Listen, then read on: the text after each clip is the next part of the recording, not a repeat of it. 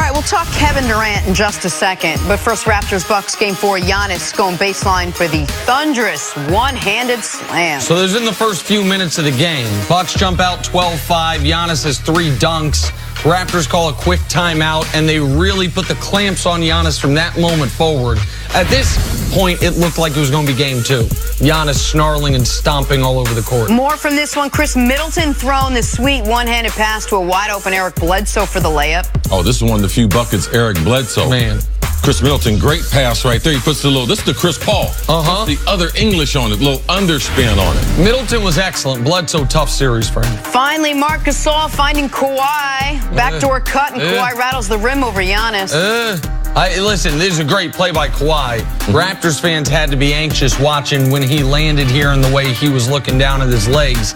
He did not appear to me, to be 100% yesterday. No, definitely wasn't 100%, but this was a great job by Toronto, putting Gasol with the high post. He's known as an excellent passer. They got Kawhi a couple times backdoor and got him a couple easy looks. All right, moving on to Kevin Durant now.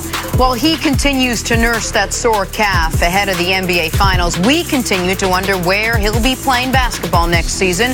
The Warriors owner, Joe Lacob, not wondering, says he's confident KD will re-sign next season. But according to a new report, the Clippers and the Knicks are now seen as equal threats to land Kevin Durant. KD's manager, Rich Kleiman, said absolutely no decision has yet to be made. 100% undecided, and I'm waiting on Kevin. You know, that's the truth. I think there's a feeling that this thing is like war games, and everybody's kind of like playing a role. Yeah, playing chess like years out. But when somebody gets to the level of basketball that he's at, you can't juggle focus like that. There's so many things he's juggling too. He's not scripting his future while he's playing the way he plays and practices the way he practices. He really doesn't know, and I really don't know. Have our opinions changed with what we've seen and his injury and all of it on what the best option for Kevin Durant is next season? Mine has not. And with respect to Rich Kleiman, who does great in the business world and has been a confidant and partnered with KD for a long time, and Joe Lacob, who's proved himself to be one of the best owners in basketball, the hell are they supposed to say? What's Joe Lacob going to say? Listen, we know we're re-signing Clay. We don't know about Kevin. No, of course. He's going to say we're confident we're re-signing them both. And what's Rich Kleiman going to say on this Wall Street Journal sports panel? No, we know what we're doing, but we're not telling anybody. I mean, they're saying, what they have to say here. My opinion has not changed because I don't think any of Kevin Durant's plans have changed, which has been he was considering leaving Golden State last season. And it wasn't until the end of the year run that they were fully confident he was coming back a year ago. All year long, everything's been moving towards the New York Knicks. And if he wants his best chance to not only build his empire, but to separate himself from LeBron in hopes of passing LeBron, doing it by establishing your hub across the country as opposed to across the street from LeBron in Los Angeles is the smartest move. So, no, my opinion has not changed 1% that Kevin Durant's going to be a Knick next year. So you think that he's got to go to New York compared to going to the Clippers? Oh, yes, because much like LeBron going to the Lakers, I don't think it's just about basketball. I think it's about setting up your post-basketball empire in one of the biggest cities in the country. And LA's a big city, but LeBron's sucking up a lot of oxygen there as far as people that want to be involved with athlete-turned-mogul. They've got Magic Johnson there. You now have LeBron there. Kobe's there as well. Though Derek Jeter's no longer in New York. He's in Miami. There's a space for that in New York City. I'm going to stay away from the business side because I don't necessarily agree with that. Okay. Because I believe that in LA, especially with the Clippers, if you win a championship, because also I do realize it's the Knicks. If I could pick, would I rather win a championship with the Knicks or with the Clippers? Of course. But I mean, man, this is about trying to win. And anywhere he goes and adds a championship, he's going to add to his legacy. You guys can argue about who's going to make more money off the court. That don't mean nothing to me.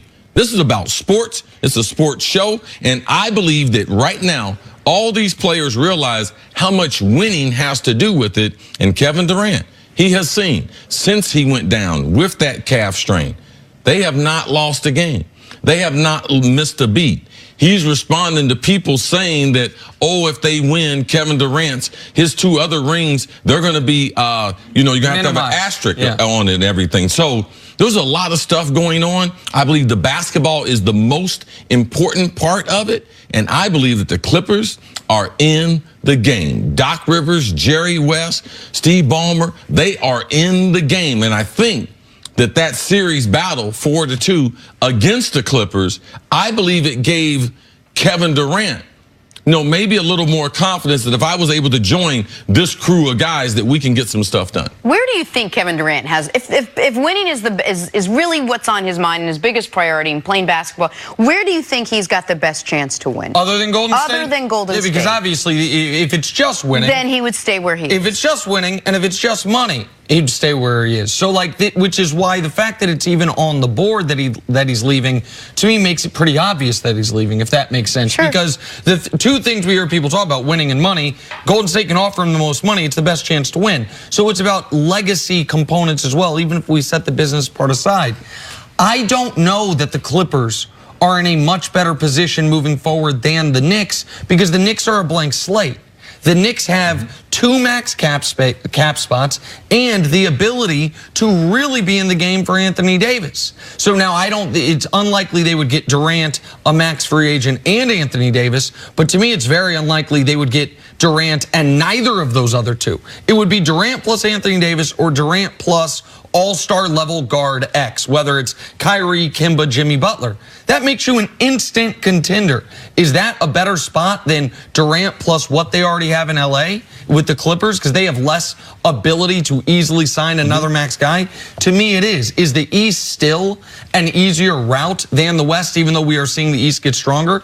To me, it is. And does New York City have an allure off the court different than Los Angeles? To me, it does. So for all those reasons, but even if we just want to talk with basketball, the Knicks with Kevin Durant plus an all-star are an instant championship contender. Does that allure, though, affect his legacy? You think his legacy is affected by whatever decision he makes after Golden State? Well, it depends on if he wins. Like his legacy, I mean, he doesn't want to leave with his legacy being Golden State, even if they three-peat. Kevin Durant with 3 championships, but they were in Golden State. He couldn't win without them. That's what the story will be. He wasn't a champion. He lost to them. He had them down 3-1. He had to be able to join them. And also, you have to realize, though, Draymond, Clay, Steph, they got 4. LeBron's got 3 championships. So you're keeping count of this, and I believe that Golden State and those initial 3 guys who were there, it means more to them because they were in the program, drafted by the program, cultivated by the Golden State Warriors. And I understand that right now, all of a sudden, there seems to be some public momentum towards, well, maybe KD will stay. If that was on the board, I believe this calf strain and what has happened since then has removed it entirely. If KD had never gotten hurt, and he'd continued on this torrid pace he was on. He was averaging 39, 5, and 5 in the 8 games prior. And Steph, by the way, had been struggling somewhat during that same stretch. And they go on to win a championship. That validates the previous 2 years in a different way. Maybe not to the same degree as winning elsewhere, but it validates them in a different way. Like, guys, are we really, I'm averaging 40 points. I had a 50-point playoff game. I beat the Clippers essentially by myself. Like, what are we talking about here? But seeing what they did without him. A sweep. Even if he comes back and he's great in the finals, even if he wins another finals MVP, there will still be people saying, okay, but look what you did in the round. Were you a necessity or a luxury? The same way if LeBron had never won that championship in Cleveland. If Kyrie had missed and Steph had made, and LeBron had been to those 4 finals in Cleveland, but lost all 4, you know what people would say? Well, yeah, you've got 2 rings. You had to go to Miami to get them. You had to team up with Wade and Bosh. They would find a way to chip away at it. So for Durant, the only mountain left to climb is one that Golden State doesn't present. I think New York is the biggest and the most attractive mountain to him. All right, coming up a little later, we'll talk about what KD's availability will be in the NBA Finals. But coming up next, is Big Ben's new attitude enough to get the Steelers back to the playoffs? That's next on First Things First.